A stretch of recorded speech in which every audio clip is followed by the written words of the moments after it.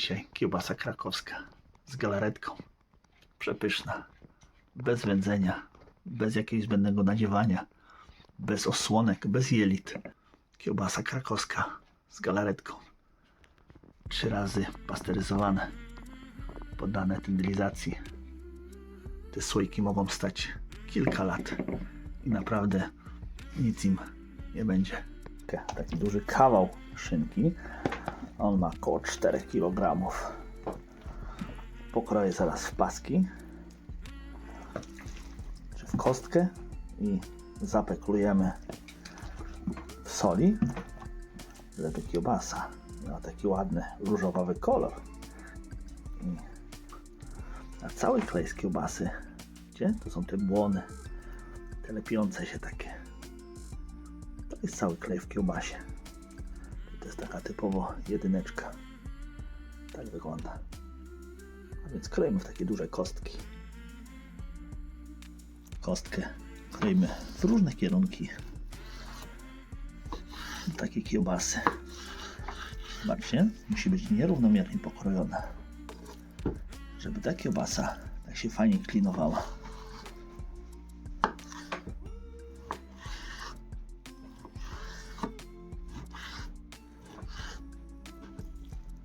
Takie kawałeczki mięsa pięknie się skleją, zaklinują i ta kiełbasa będzie pięknie się trzymała. Zobaczcie, ja mam tu 3 kg mięsa. To jest chudziutka szyneczka, taka krojona w kosteczkę. Do tych 3 kg mięsa dołożę 16 g pepri razy 3, czyli 48 g. Wymieszamy tą sól tutaj. Tutaj mam boczek, który pójdzie do naszej kiełbasy. Zobaczcie, taki tłuszcz z przyzwyczajenia, to ja sobie go po prostu oderżnę. Gdzie? Tutaj odkroję. Chociaż tego nie musicie robić, bo i tak to idzie to wszystko do zmielenia. Ale ja sobie zawsze to osobno mielę. Gdzie takie tłuste. A to tutaj pokroję drobniej. I zaraz je zasolimy. Soli pół na pół z peklosolą. Dodaję do kiełbasy, czyli 16 g na każdy kilogram kiełbasy. I tak miało się peklować, zobaczcie, w lodówce 12 godzin czy 24, a u mnie, zobaczcie, minęło 3 dni i to mięso, zobaczcie, jaką ma ładną barwę, różowiutkie, mocno posklejane.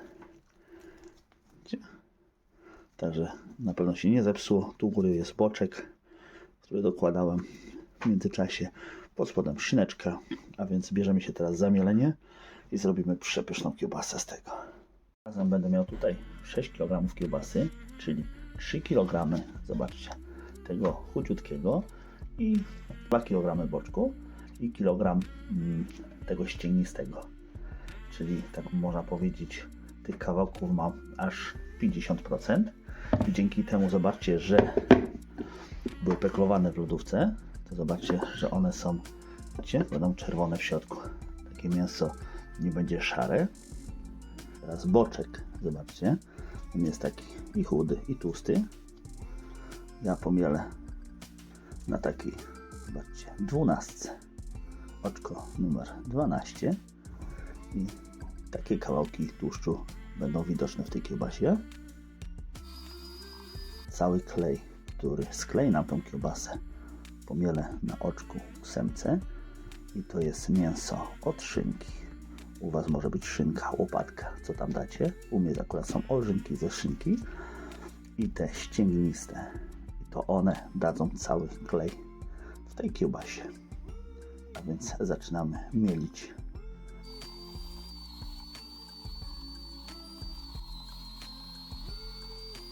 Łatwiej sobie, zobaczcie, sprawę.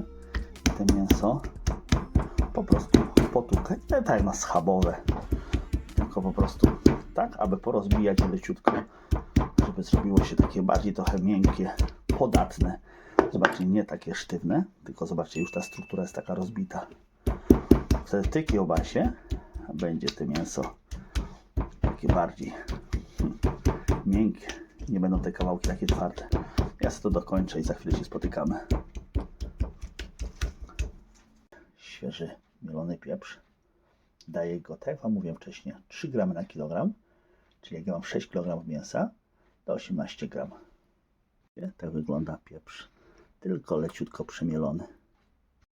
Ja, że mam tutaj, powiem szczerze, ten mięso podzielone, to tego pieprzu też sobie podzielę. Nie daj go wszystko czyli do 1 gramatury mięsa, tylko podzielę.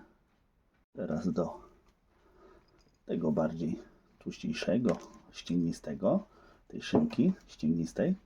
I zobaczcie, i resztę pieprzu do tego boczku. Czosnek granulowany. Możecie dać świeży. To od Was tylko zależy. Ja daję jakieś 4 gramy na kilogram, czyli 24 gramy czosnku. 24 gramy, czyli 4 gramy na kilogram. Gdzie? 24. Czyli kolendra. Ja mam akurat taką mieloną. Daję 1 gram na kilogram, bo to jest dosyć mocna przyprawa. Mam 6 kg, zobaczcie, mięsa i 6 gram kolendry. Możecie pominąć tą przyprawę, ale ona naprawdę daje taki bardzo fajny posmak i aromat tej kiełbasie. Teraz bardzo ważne, najpierw zaczynam mieszać te pokrojone w kostkę mięso. Zobaczcie, to są takie dosyć duże kawałki. Ta szynka jest taka dosyć twarda. Możecie ją sobie zgnieść tłuczkiem w jakiś sposób, żeby ona była taka zmiękczona i ta ścięgna struktura była rozbita i żeby to mięsko było miękkie, albo po prostu bardzo długo wyrabiać to mięso. Ja do tego mięsa dokładam i do wszystkiego, do tej całej kiełbasy 10% wody, czyli w moim przypadku to jest 600 ml. Dzielę równo na te części, te pozostałe. To mięso, zobaczcie, z tą wodą i z tymi przyprawami dokładnie wymieszam. Zgniatam te kostki. Możecie dogniatać te kosteczki, bo niektóre są takie bardzo duże. Możecie je przekroić na pół i taki klej z tych pozostałych mięs ładnie obtoczy się i ta kiełbasa nie będzie naprawdę się rozpadała. No ale to trzeba dosyć długo pomieszać. Tłuczkiem do ziemniaków można po prostu pozgniatać albo porozbijać mięso na desce młotkiem. Znaczy do mięsa tego ścięgnistego, tłustego, tej szynki ścięgnistej dolewam część wody z tych 600 ml i teraz to musimy bardzo mocno i dobrze powyrabiać, bo ta część mięsa, właśnie to ona da nam klej w tej kiełbasie. To będzie cały wspólnik tej naszej kiełbasy. Wyrabiamy, zobaczcie, około 10 minut. Patrzcie, jaka się fajna taka masa zrobiła. Ona już się elegancko lepi. Widzicie? Wydobyła klej. Także to jest podstawa. Bardzo dobrze wyrobić mięsa ścięgniste. To one dadzą tam, mówię Wam, cały czas klej. Dokładam, zobaczcie, tą masę. Tą ścięgnistą. Tą trójkę. I teraz wymieszam. Jeszcze wymasuję to mięso. Tą kostkę razem z tym ścięgnistym, a boczek tłuste zostawię na koniec. One będzie jako dodatek tylko do pomieszania. Tak wyrobione mięso, aż miękkie. Ja je wyrabiałem z 20 minut. Je zgniatałem, zobaczcie, aż się przesuwało między palcami. Tak zgniatam te kawałeczki, żeby stały się takie miękkie. Zobaczcie, wyrobione. Żeby nie były takie twarde, bo takie twarde kawały będziecie mieli po prostu w kiełbasie. A tak wszystko jest takie miękkie, tak jak Wam mówiłem. I tak będzie też Wam smakowało. Także dokładam teraz ten boczek i tylko lekko go wymieszam. Do boczku dolewam ostatnią tą wodę, co mi została. i tylko mieszam, zobaczcie te przyprawy. Po prostu je muszę zamieszać, żeby tylko je po prostu połączyć. Wrzucam boczuś.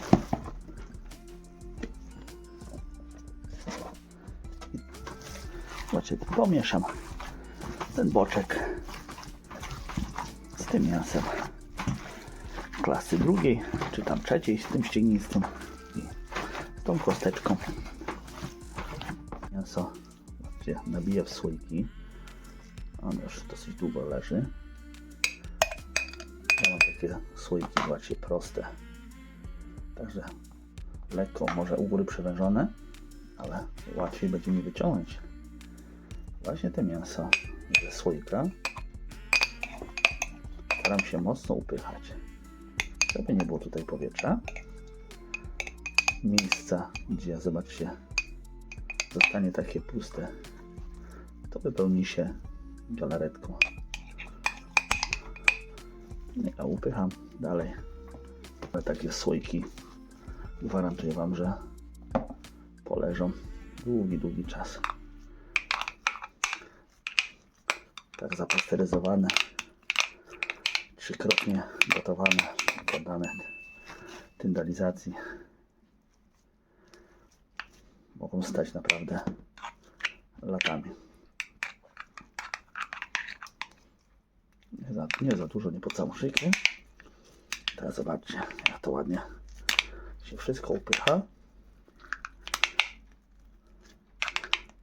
Naciskając łyżką od góry. Taki słoik jest, tak jak mówię, na trudne czasy. Otworzycie w każdej chwili, sobie odkręcicie i taki słoiczek jak znalazł do kanapek, do obiadu. No, jako kiełbasa w słoiku. Taka najzwyklejsza, najprostsza, przepyszna. Wyszły tak upchane słoiczki. Zapach w całej kuchni się unosi. Teraz wystarczy je tylko pozakręcać i pasteryzujemy.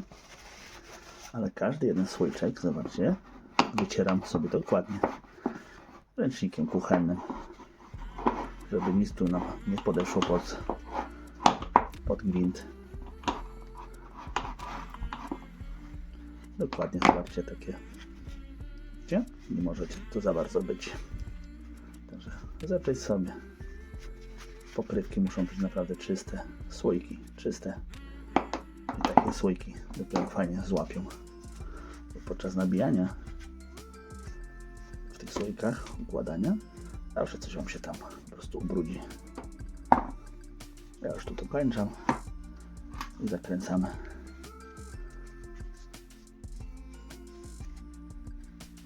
Został jeszcze jeden. No i tyle. No i słuchajcie, słoiczki czyste, teraz najważniejsze, żebyście mieli zawsze w miarę fajne nowe pokrywki. Mocno musicie dokręcić. Te słoiki naprawdę mocno muszą być dokręcone.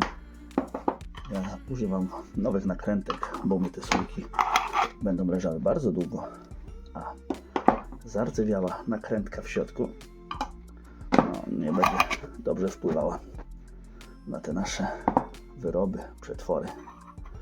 Teraz sobie tu pozakręcam resztę. I bierzemy się za pasteryzowanie.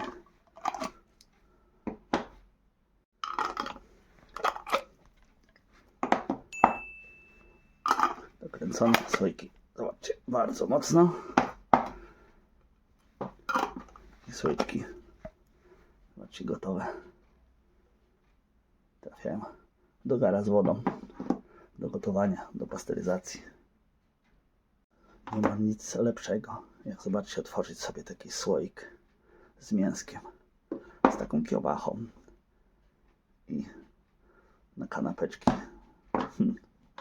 posmarować, bardziej pokroić w plastry. No naprawdę cudowna wędlina, dosyć często ją robimy. Zapasów jeszcze mamy sprzed kilku lat, także ta kiełbasa, to mięsko leży sobie w słoikach Naprawdę nic mu nie jest w piwnicy, na półce. My mamy taką chłodniejszą piwnicę. I jak tam je wyniesiemy, to często gęsto o nich zapominamy. Dopiero po jakimś czasie, kto pójdzie do piwnicy, to przynieść taki słoiczek, otworzy. Zapach unosi się naprawdę w całej kuchni. No, dość gadania. Bierzemy się za pasteryzację.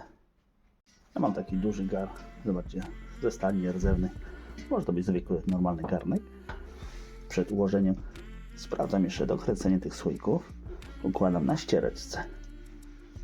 Gdzie ściereczka? Musi, nie musi. Jeśli gotujecie od razu od zimnej wody, to ta ścierka jest niepotrzebna.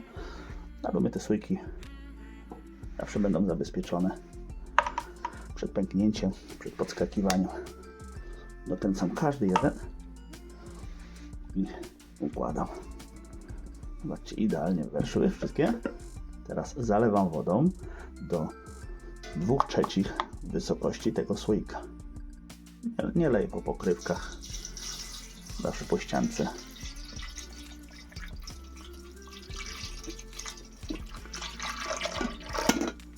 No i tyle. Teraz gotowanie.